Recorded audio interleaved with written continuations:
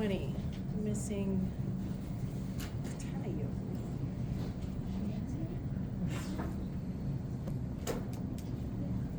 Because I need to make some announcements for the following week.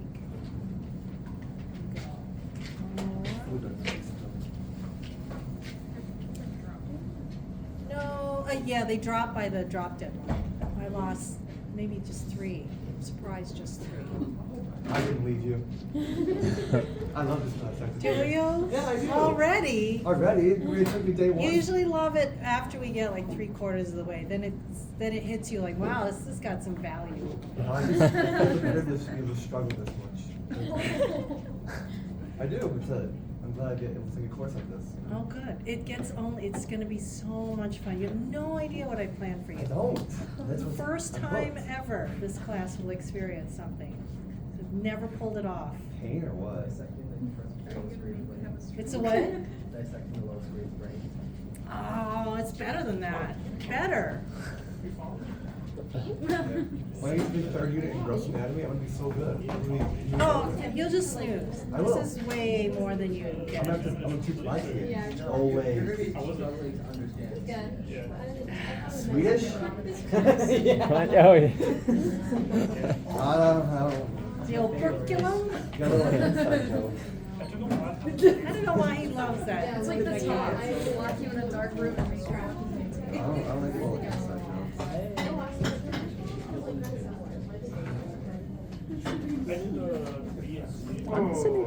Class. Okay. The Swedish All right, guy. I have to make this announcement. I'm not sure everybody's here, but I gotta squeeze it in before a cranial nerve. So I apologize for not being here on Friday. I had a medical emergency with my sister who was hospitalized recently, and I have to fly back.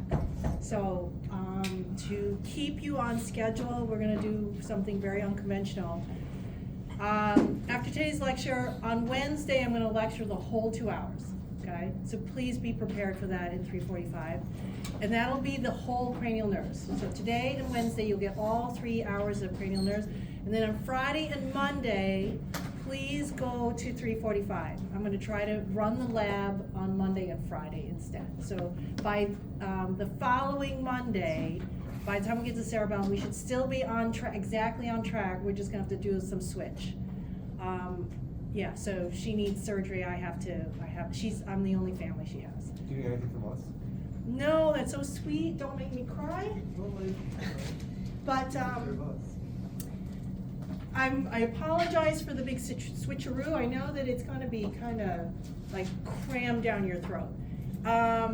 I will probably have time, lots of time, downtime, to answer your questions. So use Teams or use email. I will respond to the emails throughout the whole week I'm gone. If you want to see your exam from exam 1, I will be here right after class. I'm going to meet with my TAs at 2, so if you come by the office at 2:30, for those of you I had to kind of and tell you to cancel, you can come then, or I will be here all day tomorrow, just dodging the other course I teach. So come see your exams then. Otherwise, I can leave the exams with the TAs, and they can show you the answer key and stuff. They're just not going to be as good as, explaining how you could have arrived at the right answer.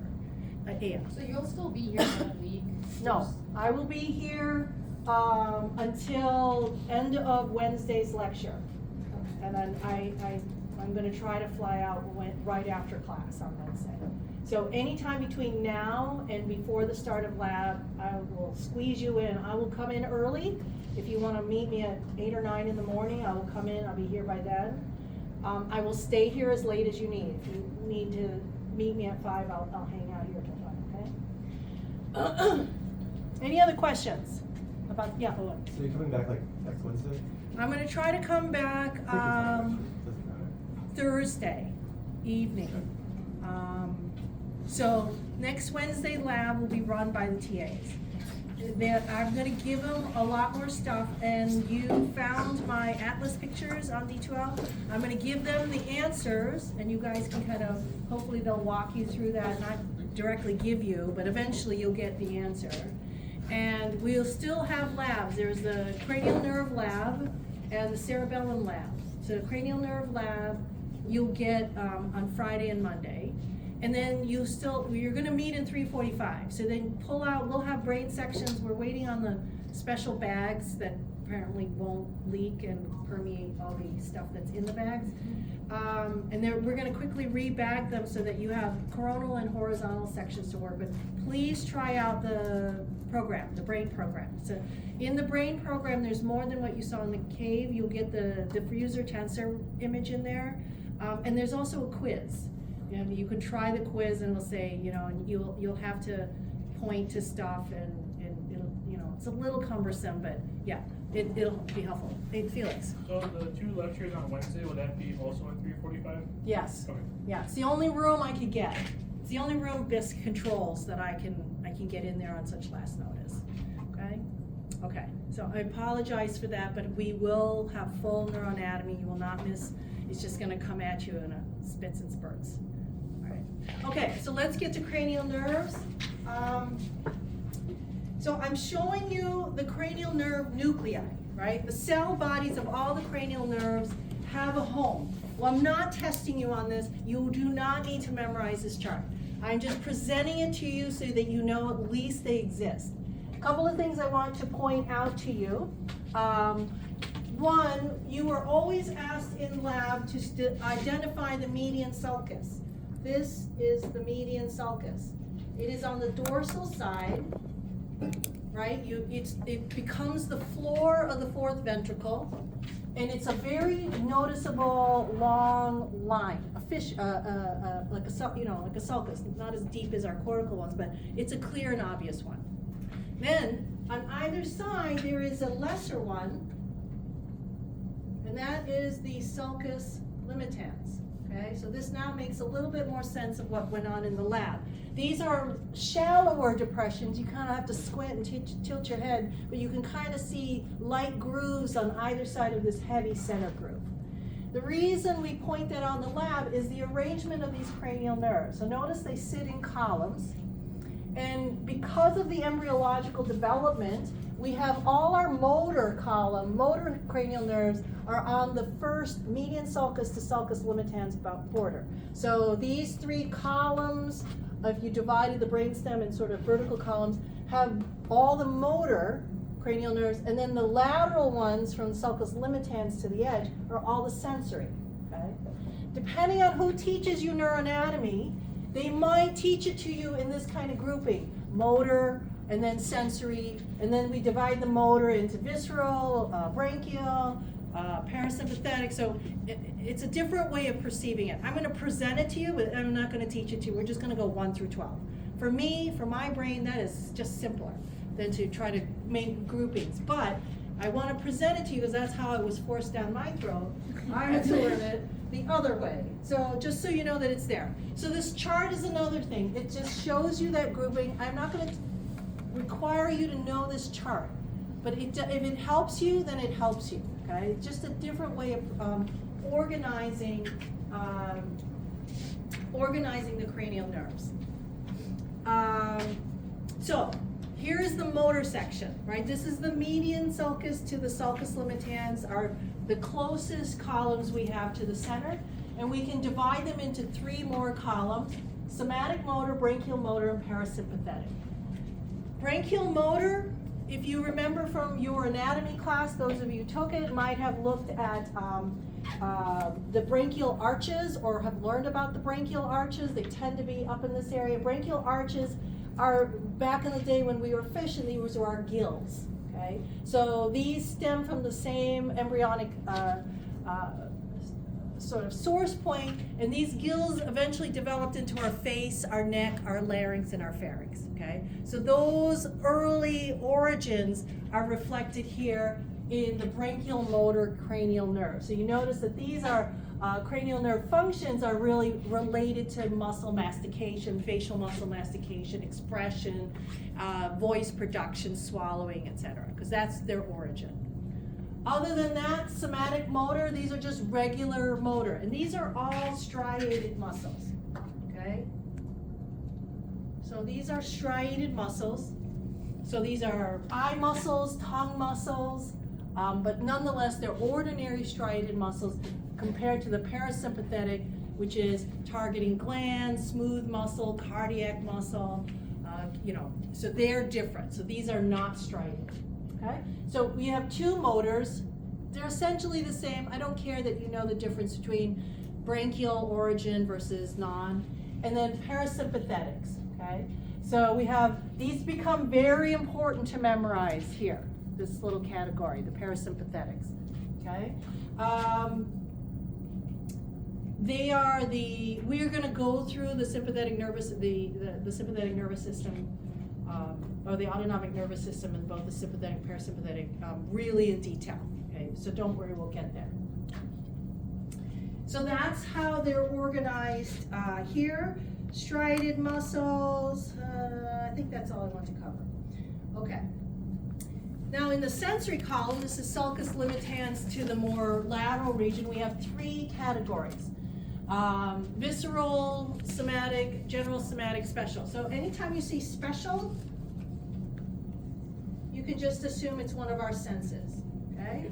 So visceral, sensory, special, it's the only one that sits by itself. Visceral, sensory, special, it's important for taste, conveying taste. So sensory is all incoming information, okay? And then down here we have special somatic sensory. It's a class all by themselves, and that's olfaction, vision, hearing. Okay, so that's all our other senses. So taste tends to sit in with the visceral. Visceral tends to be digestive, so they put them together.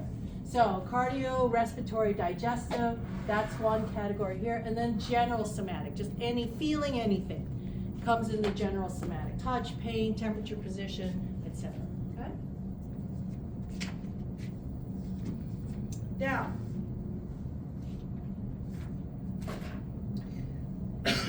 most cranial nerves, when we talk about them, we think of as a cranial nerve connected to one cranial nerve nuclei. Okay? Now, this doesn't always apply. This is what we're assuming, because I just shown you a map of the nuclei. Oh, let me go back to why I really want to show you that. Notice here the green is the trigeminal nucleus, okay? For the trigeminal cranial nerve 5.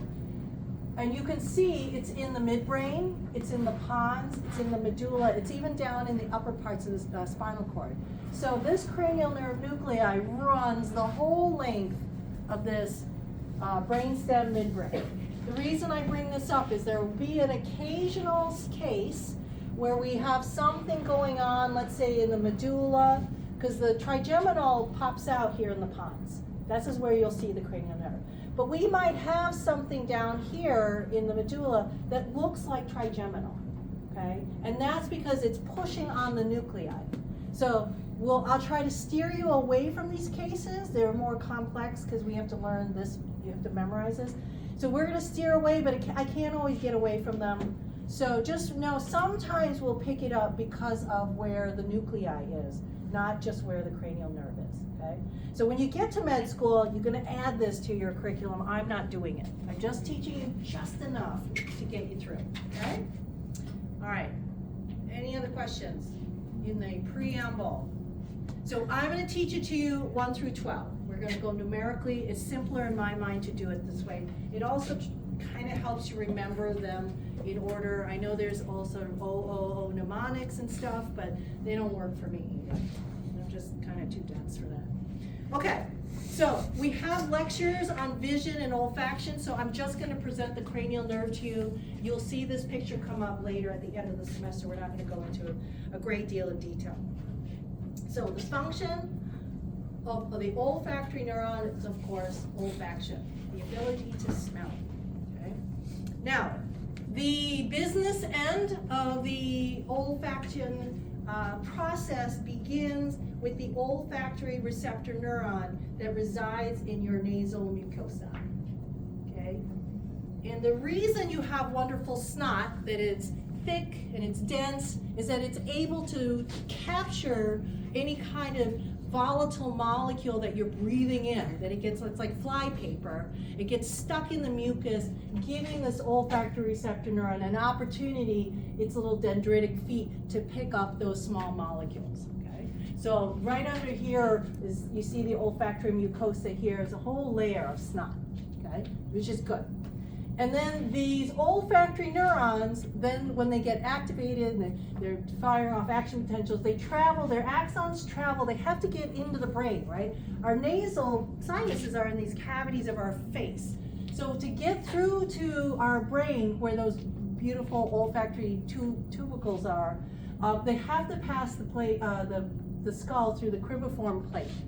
Okay, so I'll show you a picture, but those of you who've done a lot of anatomy know there are about like 20 of these little small holes at the base of the skull where all these olfactory receptor neurons can pass through, okay? And then they make connection with olfactory neuron or olfactory bulb cells, okay? So this is our business end, the olfactory receptor neuron. They then synapse at the olfactory bulb. Through the cribriform plate.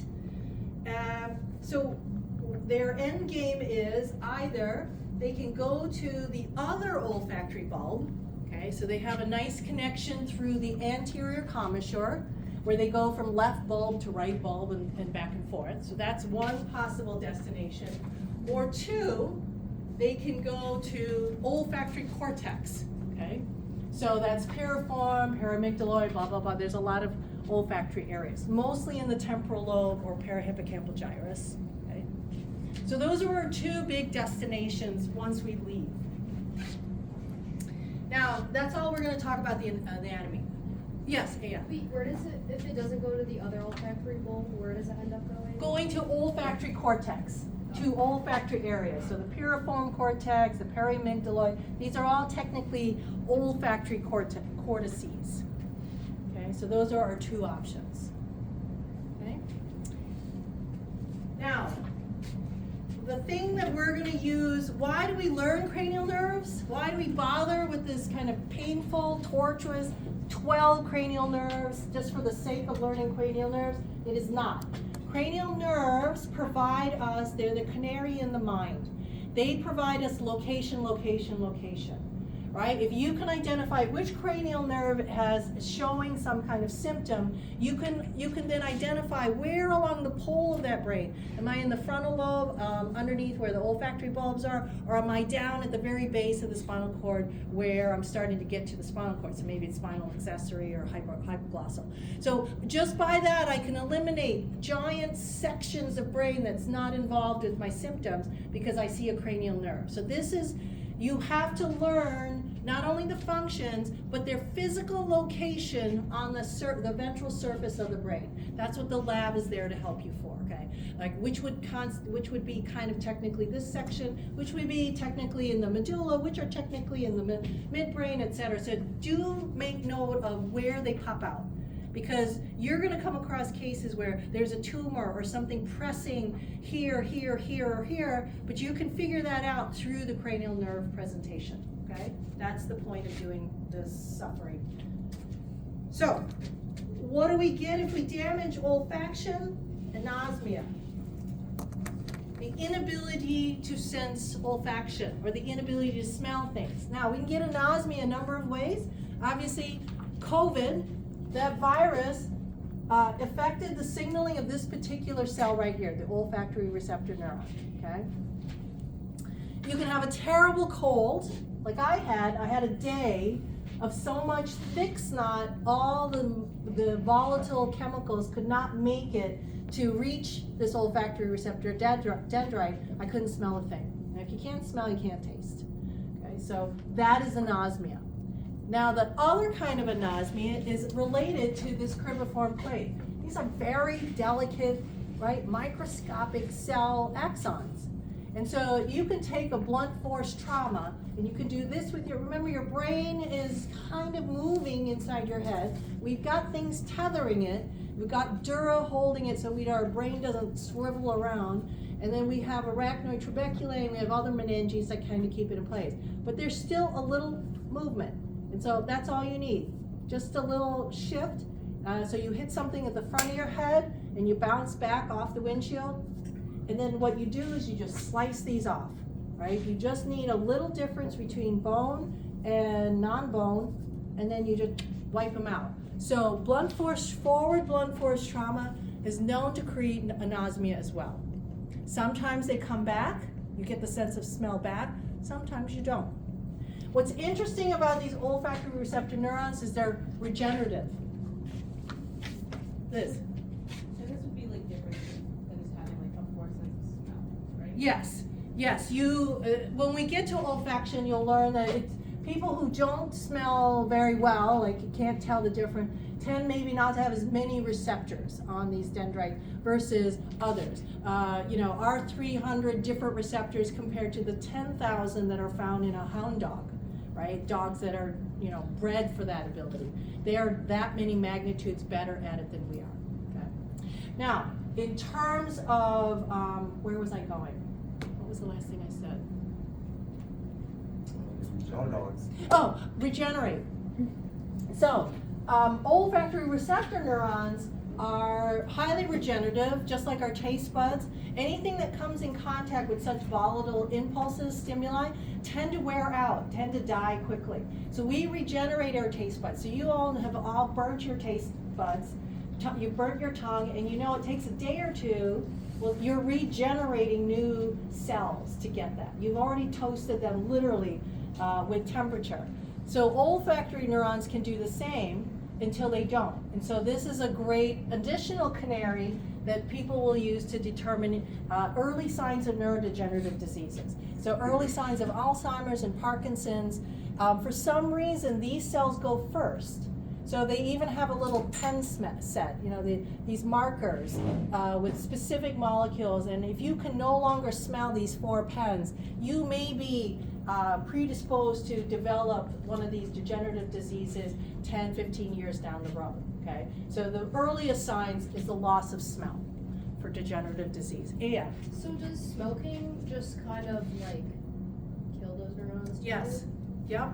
You kill them, you change the receptor expression, yes. You kill the mucosal lining, and so it leaves them more bare, and the more bare they are, the less functional they are. If you can't capture something in the snot, you have this fleeting opportunity, right? Something's whizzing by at the speed of light, so for them, you need the snot to slow it down. Okay, so smoking has all kinds of bad things to it. All right, cranial nerve number 2. Are we done with 1? Any more questions on cranial nerve 1? Okay. All right, 2, the optic nerve. Its function, obviously, is vision. Okay?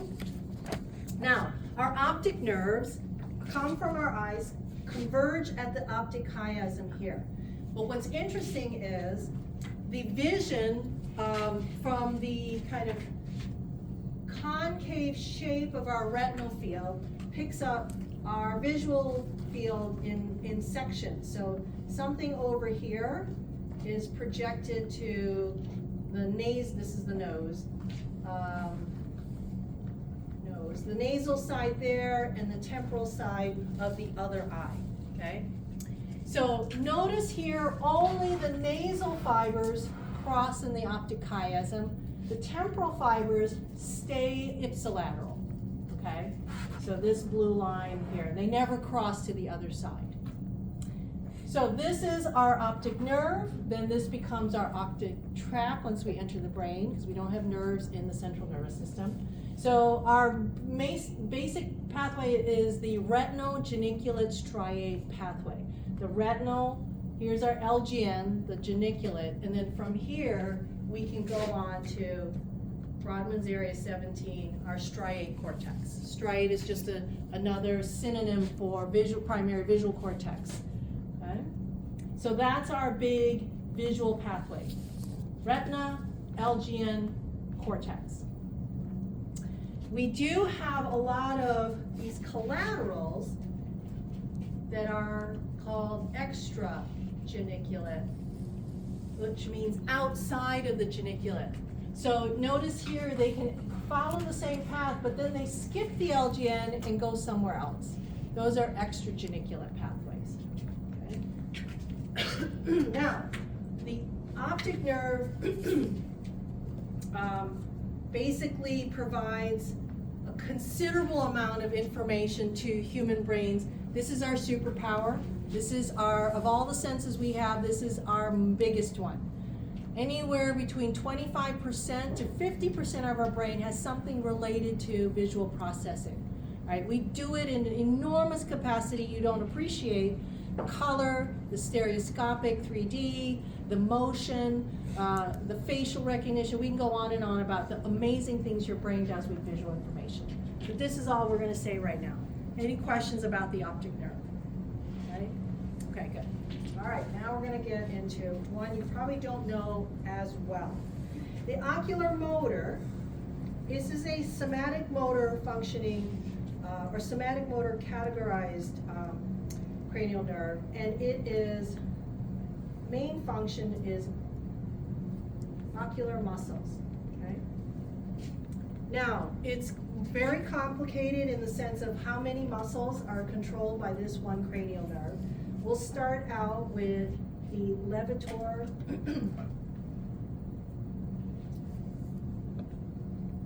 palpebrae superioris. Okay? The levator palpebrae superioris elevates your eyelid. Okay? It's not the only one. We actually have another muscle, Mueller's muscle, but right now it elevates our eyelid. Okay?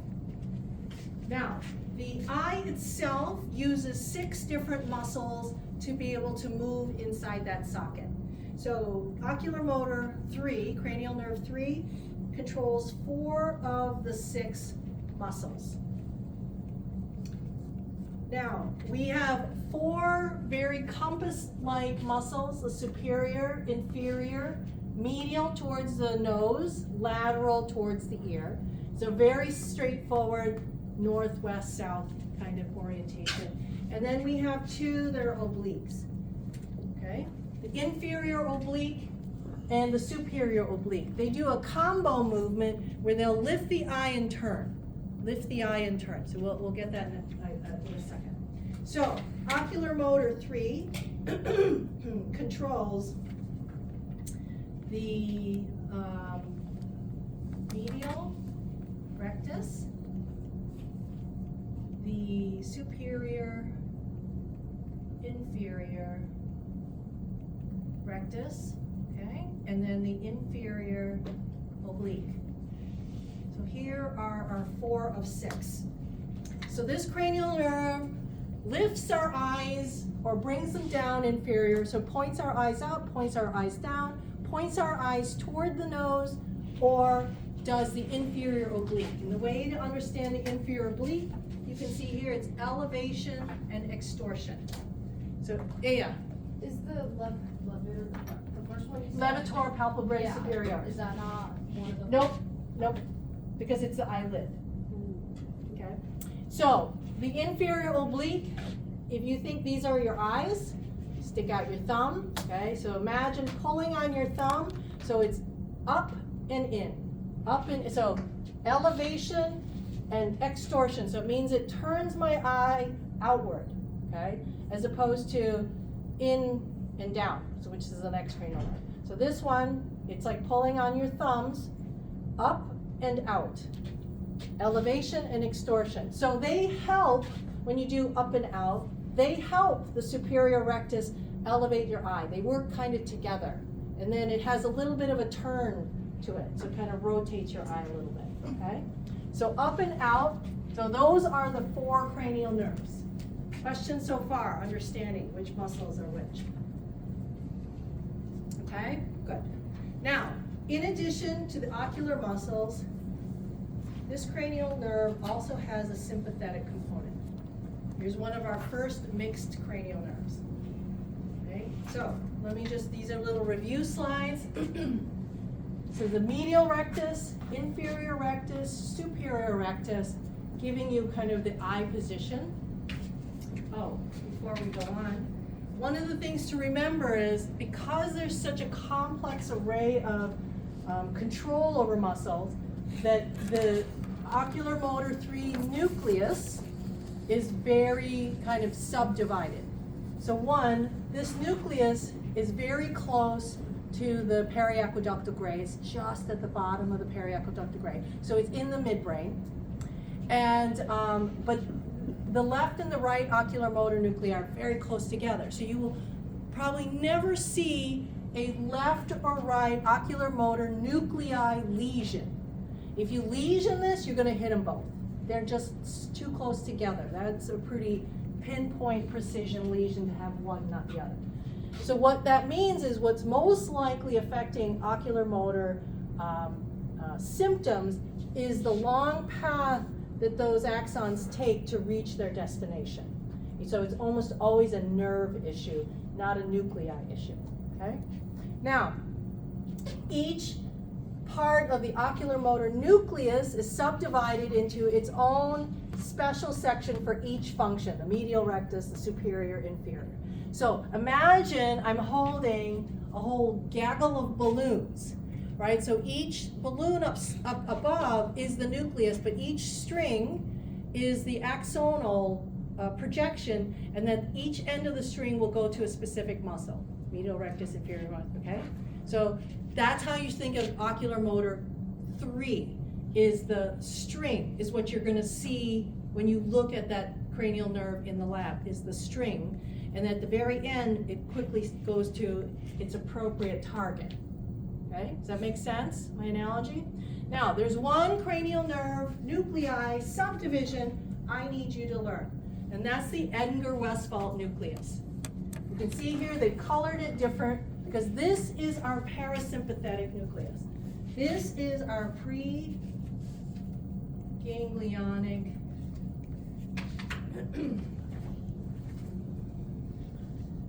catch up here. This is our pre-ganglionic parasympathetic nuclei. So in the autonomic nervous system, we always have two, a pre-ganglionic and a post-ganglionic. So that's our pre-ganglionic neuron. Okay? We'll call it the pre-ganglionic cells. Okay? Now, while everybody else is going to a muscle, the Edinger-Westphal is going to the ciliary ganglion. That's our postganglionic, by the way. And then the ciliary ganglion is going to ciliary muscles. Ciliary constriction muscles. So this is what constricts our pupils, okay? Those little wonderful windows that allow light in, makes them smaller or makes them larger, okay? So within our cranial nerve nuclei, mostly motor subdivision, but there's one that's important, Edinger-Westphal, okay? Any questions? I'm blowing through this quickly, but hopefully clearly. Okay, so here's our path. Our visual path requires optic cranial nerve 2. Light enters our optic neuron tract, okay? And then we're gonna use the extrageniculate pathway. We're gonna forget about the LGN right now. And they're going to synapse with this bipolar pretectal neuron, this green guy, okay? Now, the bipolar is important because when this cell is activated, it will send a signal across and ipsilateral. Across, it's using the posterior commissure. I know we don't talk about it a lot, but here's an example using the posterior commissure to get to the other Edinger-Westphal, or it comes down ipsilaterally to talk to the ipsilateral Edinger-Westphal. Either way, light coming in this eye should activate both Edinger-Westphal nuclei. And the Edinger-Westphal constricts. So the whole point when you see doctor shows or when the doctor's shining a light in your eye, they shine a light in one eye, that should constrict, that seems obvious, but they're also looking at the non-light stimulated eye, it should also constrict. Because of this circuitry, both eyes should always constrict together. And when they don't, there's a very big problem. That's a neurological no-no. It says a lot of bad things are happening somewhere, okay? So, when we talk about this, is called the pupillary light reflex, okay? And that is, you have consensual constriction regardless of which eye gets the light. You always shine light only in one eye, but you look at both. Okay? So that's called the pupillary light reflex. Any questions? Now, the second reflex this cranial nerve can do is called the accommodation reflex. Now, the accommodation reflex is required for very up-close visual processing, okay? So, remember our path.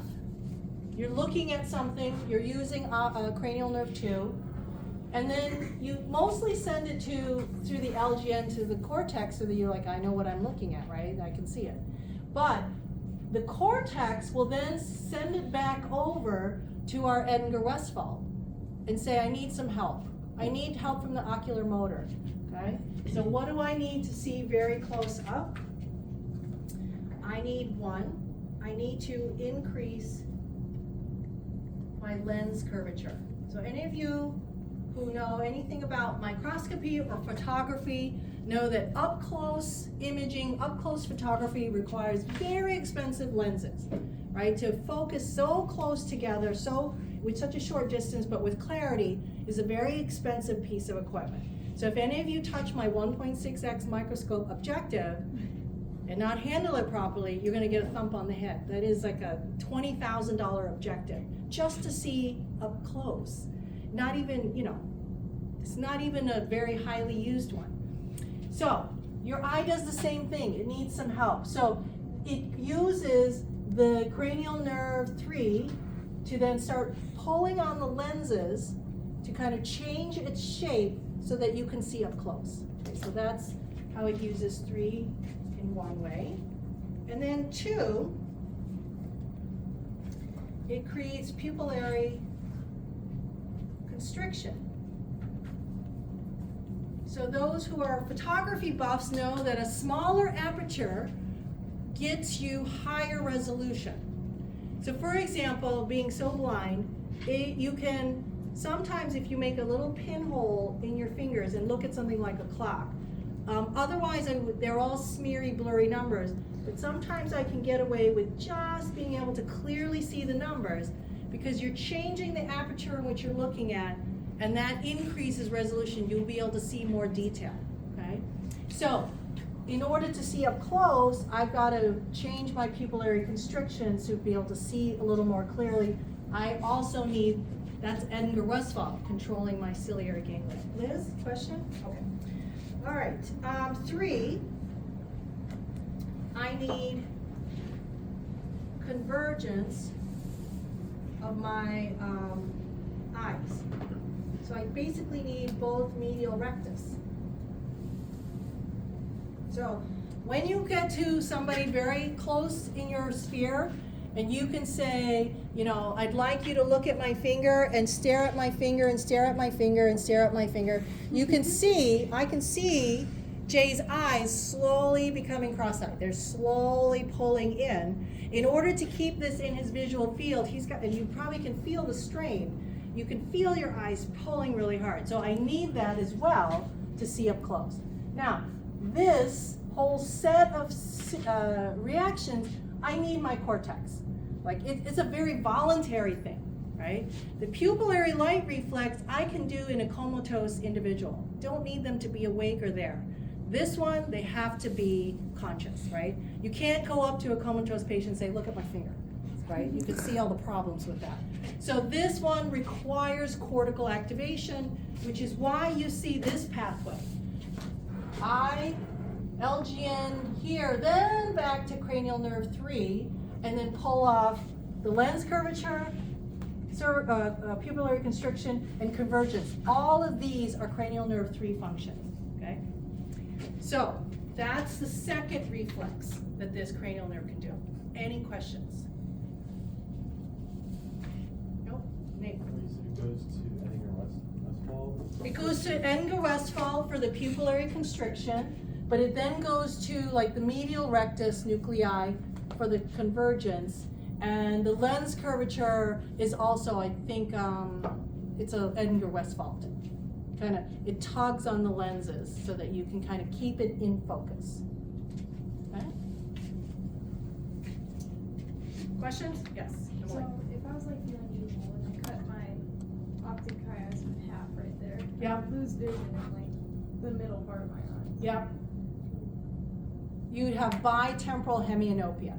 You would not see things on the edges because this nasal part of the retinal field picks up from out here, and this nasal part of the retinal field picks up information from out there. So just tunnel vision? Kind of, yeah. Any other question? Yes? So for the purpose of this course, we should just believe that Edinburgh Westfall controls all things that's coming from ciliary muscle control. Yes. Yeah. It's not a belief, it is. Okay. Yes. Okay, so let's talk about what happens when something does go wrong, okay? Remember, it is unlikely, you can see the cranial nerve 3 nuclei is here side by side. So it's not likely we're affecting the nuclei. We're gonna affect somewhere along the path of that nerve, cranial nerve 3. Okay. So what happens if we damage one ocular motor 3? So in this case, this individual has lost control or has lost function of his right ocular motor 3. So what you see here, what do we see the difference between the right and the left eye?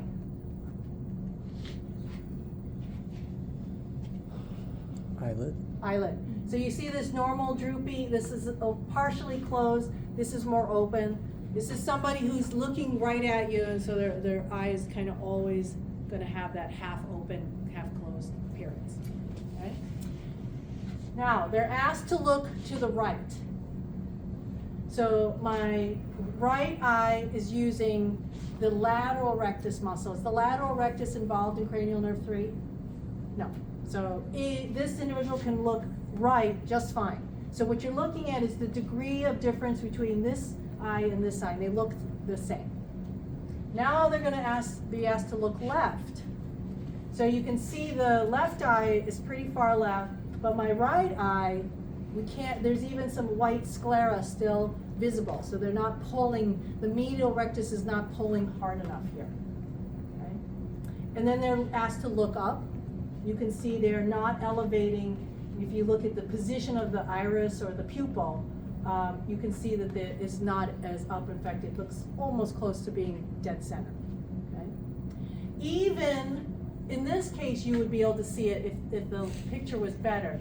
What you will see, and they're not asked to look anywhere, is you'll see their eye here. Let's see if I can. You'll see the eye here, and then you'll see the eye here. Okay, already we see strabismus. Okay, so that's a term you need to know.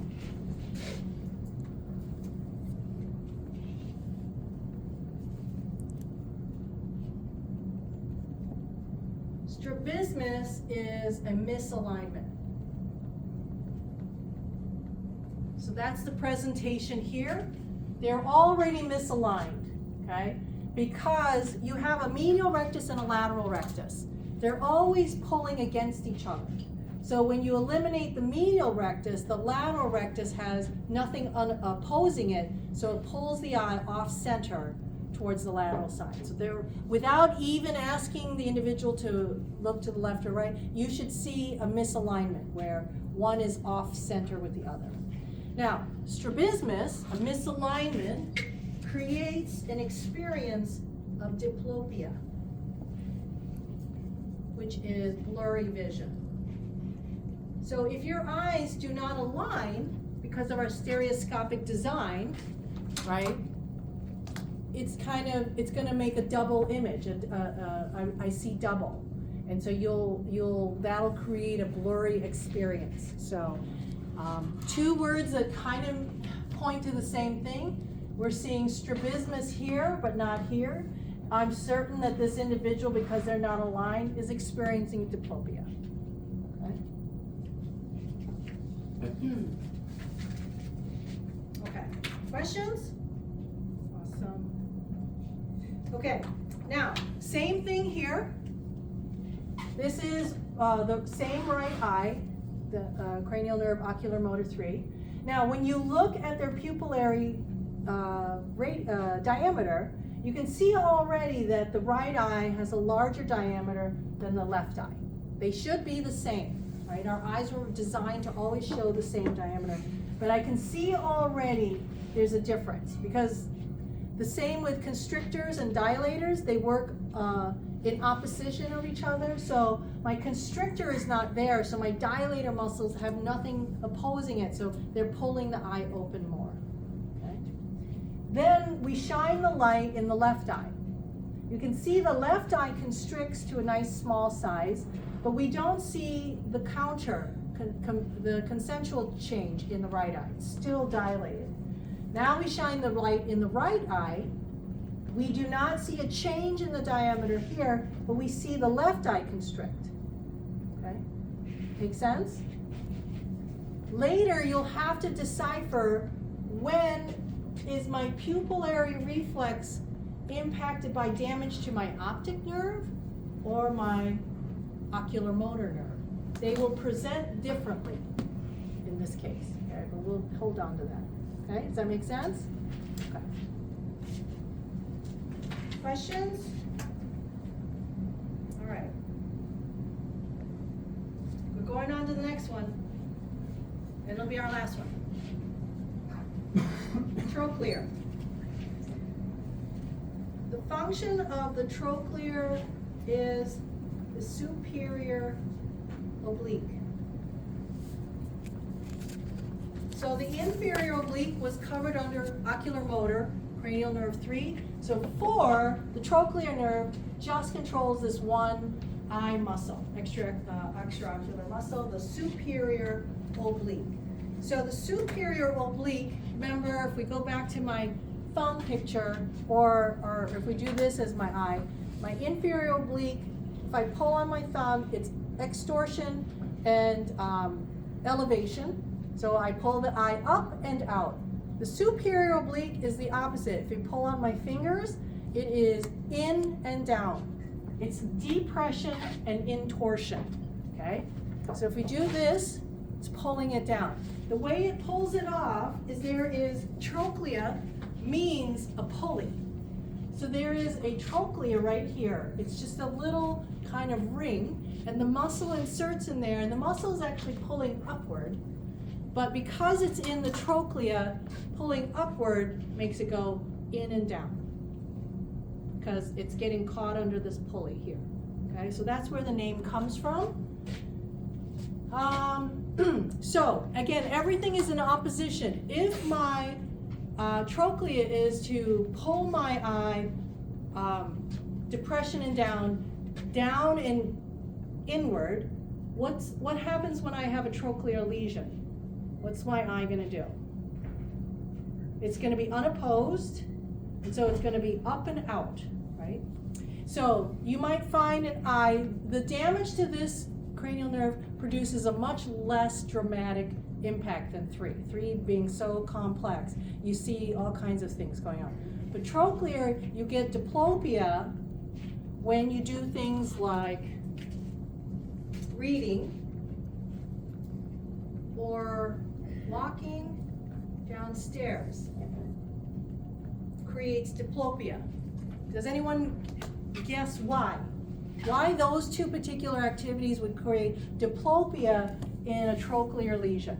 So looking down. You are looking down, but also we are looking down and then down and down. So it's not a single movement, then you're then trying to, so like reading, you read down, you go across and down. Same when you take a step down, you see the step that you stepped on, then your eye moves to the next step, and then it comes a little closer to you as you move down. And so there's this kind of flow of motion. So those two motions tend to create the most discomfort. sometimes a patient will do what's called a chin tuck. In order to keep things in clarity, so if I had a right eye that's trochlear damaged, my right eye would be up and out, right? So what position could I get my left eye to match it? I would have to be down and to the right, trying to get my left eye to be in the this kind of up and out quadrant. So the chin tuck is probably the only opportunity where those two eyes are in a normal, a non-strabismus, they're fully aligned, and so all blurry vision is gone, okay? So you might see a patient walk in kind of like this, because this is the only place they can get to be able to see everything clearly. Everything else, all of a sudden, one eye is out here, right? One eye is still here. Make sense? Okay. So things to remember, the chin tuck here, that it's depression and in, the superior oblique, it's kind of opposite than you would imagine the name giving you. Superior oblique, in and down, depression and intorsion. Let's see, what else? Some other important facts. It's the only cranial nerve where the nuclei is dorsal. Most other cranial nerve, that first cranial nerve slide I gave you, that's the dorsal face of the brain, or the ventral face of the brain, sorry. Right? It's the front face. It's when we pick a brain up and you look at it upside down, underneath. The only one you're not seeing is the trochlear nucleus, because it's on the other side. And the other nice trivia thing, and it is contralaterally arranged. So here's our trochlear nucleus. We are now on the back side. Here you can see the colliculi, the fourth ventricle, et cetera, et cetera. These were the cerebellum would have attached. We cut them off. So you can see here the trochlear nucleus, not only on the dorsal side, opposite where we see every other cranial nerve, but they're contralateral, meaning the left nuclei becomes the right cranial nerve, et cetera. It's the only one that crosses. All the other cranial nerves, their nuclei is ipsilateral to where the nerve presents. There's no crossing. Okay? Make sense? Okay.